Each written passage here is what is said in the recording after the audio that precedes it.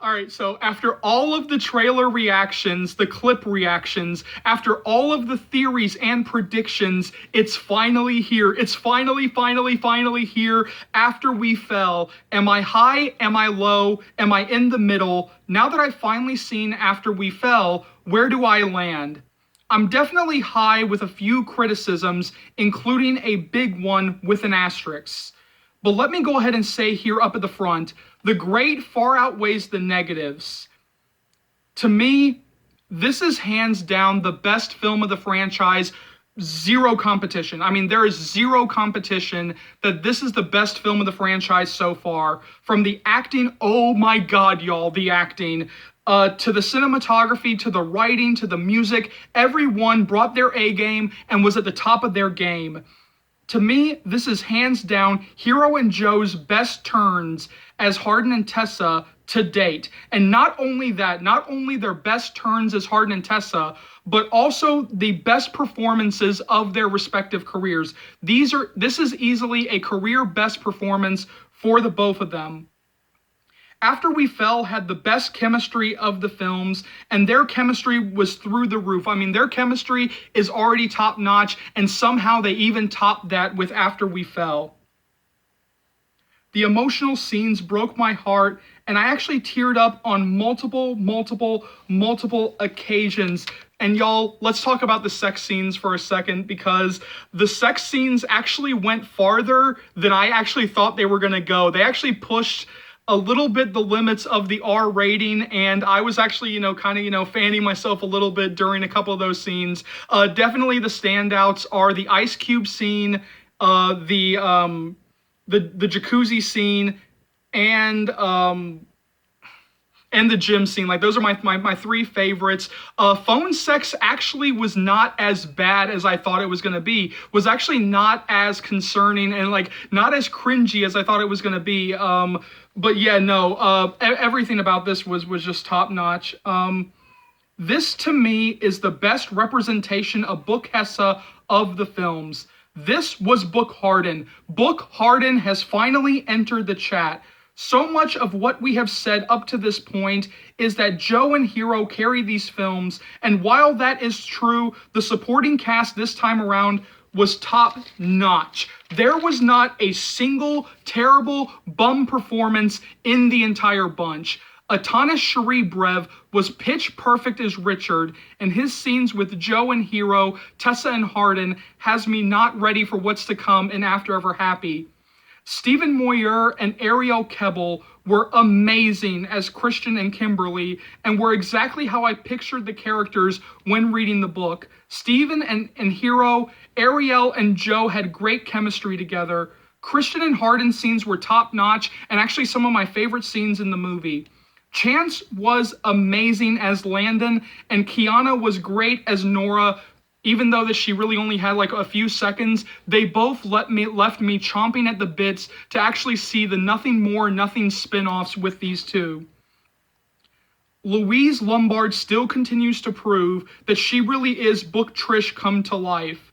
I mean, there's literally nothing that this queen cannot do. I mean, each of her scenes continues to prove why she was just the pitch perfect best casting for Trish that we ever could have asked for. Rob continues to impress as Ken.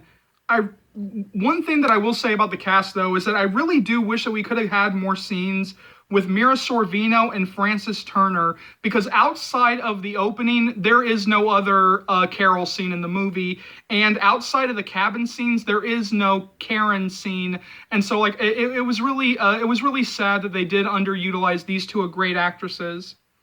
Carter did great with what he had, and let me just say this, I am so glad they did not shoehorn in another triangle like they tried to do with Trevor. I am actually glad that once Robert left the film, he left the film, so there was no, other than Hardin's, nightmares, there was no other appearances of, the real Robert, and I really did appreciate that. Anton as Smith, oh my god, he did not have that many scenes, but oh my god, Anton was so adorable. I wanted more scenes with Anton Kotas as Smith. and I especially wanted like more interaction with him and Hardin, with him and Hero, or really like any interaction other than the little bit that we got. But yeah, no, Anton was just.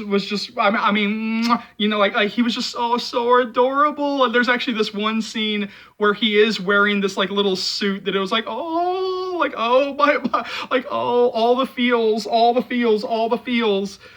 This film really does prove that when you cast, you know, actual actors instead of, you know, people for their talent instead of, you know, because of their follower count, it really does improve the quality of the film. It really does, you know, not have a single, you know, bum performance in the entire bunch. Another huge positive for me is that Hessa actually had conversations, and the scenes were actually allowed to breathe.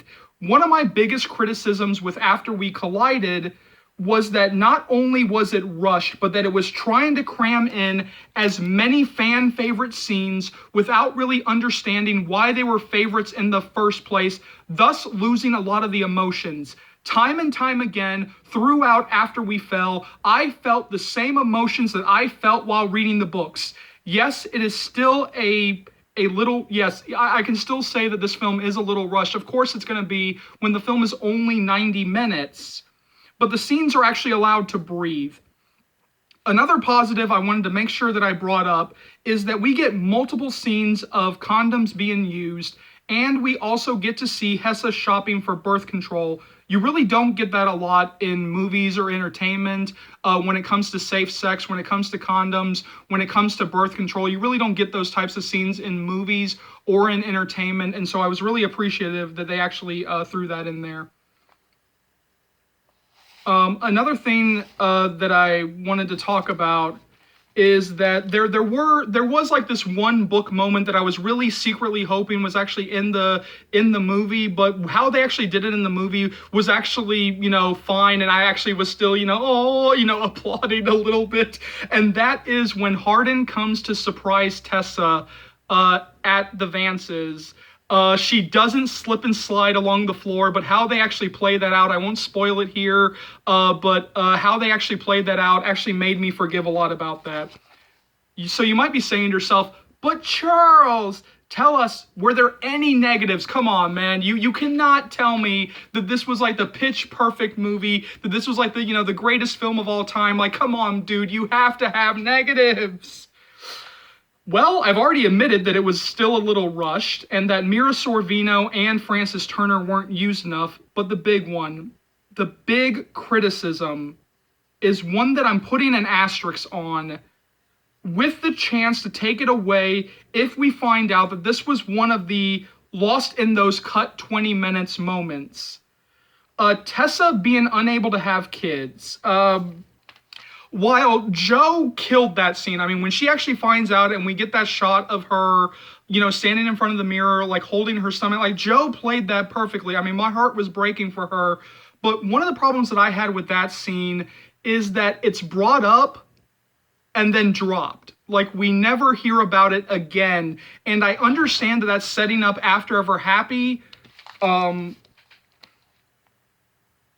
But that still felt like a huge stumble, especially with the club scene coming so close to that, and the fact that for a film that I am praising for there being like a lot of conversations between Hessa, like there really wasn't that conversation. We weren't really allowed to really, you know, marinate in that for a moment. I mean, this huge, you know, this huge, you know, bomb that's being dropped on Tessa, we didn't really get that moment. We didn't really get that, you know, like that really like the time to actually sit with that, this monumental thing.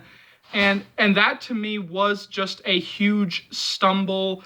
And I will say that this is like one of those things that if we find out that this scene, you know, was there, if more scenes that, you know, came after this were actually part of that 20 minutes, then I will take away this criticism and I will go higher than high, and I'll even kind of give my grade in a little bit. But yeah, no, this was enough to actually bring this thing down a grade for me. But let me go ahead and say this. To me, this was the best film of the franchise so far, with the best performances, with the best cinematography, with the best music. As the film was winding down in that tear-inducing final shot, I realized I didn't want it to end. Castile Landon knocked it out of the park. I mean, she completely knocked it out of the park. I mean, I am speechless with this film. And I can see why the studios want to stay in business with her and keep her on as the director for the spin-offs. This is someone who had, everything working against her. When you look at her resume outside of Fear of Rain, like, she doesn't really have a lot that would really, make her the perfect candidate to direct the after films. But she came in and she knocked it out of the park. She delivered what is hands down the best film of the franchise with the best performances. And all I got is just say is, like, I wanted to, like, stand up and cheer for her. I wanted to stand up and applaud, and I just, like, want to keep applauding her, and I will keep applauding her because, again, she knocked it out of the park. It is easily my favorite film of the franchise, and I am just speechless. I mean, Castile Landon, the cast and crew, everybody involved, you deserve a round of applause, and I will gladly follow you to the depths of hell. I will gladly follow, the rest of these films, even the spin-offs, as long as Castile Landon is attached to it, because you know what? She more than proved with After We Fell that she really was the best candidate for the job. So bravo, Castile Landon. Bravo, the cast and crew. Is it a page-by-page translation? No. But it did feel like a true book adaptation. I was bawling during the final scene and wishing it didn't have to end. Without the asterisks, if I can take away the asterisks, this is a solid A- movie. But unfortunately, with the asterisks, it does come down to a B+. I love this film, and I cannot wait to see it again on Monday, October 4th, when they have the second night of the 2-night Fathom Events screenings, and talk more and, see it on digital, do the commentary with you guys, because this is really my favorite film of the franchise, and I'm going to keep singing the praises of this film as we go along. So jump down to the comment section below. Let me know what you think. As always, thank you so much for watching. Thank you so much for your continued love and support. As always, remember, if you like what you see here and you want to see more, go ahead and hit that subscribe button, and let's go through all the stuff you'll be able to find on this channel right now. So I'll be bringing you guys constant updates on After We Fell and After We're Happy. You guys are going to be so updated that you'll be begging me to stop the updates. Because I was terminated for so long, there's still some stuff from After We Collided that I do have to catch up on, including topic videos, and those are coming sooner rather than later. As always, remember, this channel would not be able to go to the heights that it has without you guys, and so for that, I'm eternally grateful. I know, there are plenty of fans out there, old and new, who have no idea, absolutely no idea that this channel exists, so please keep sharing the channel. Please keep spreading the word of Charles's movie channel, because this will easily be one of the best, if not the best, after series channels that you'll find right here on YouTube, or dare I say anywhere. So hit that subscribe button if you haven't already. Keep liking, keep subscribing, keep sharing. My name is Charles. Welcome to the After Series channel. I'll see you later. After fans, Joe fans, Hero fans, take care, y'all. I love this movie. Let's go.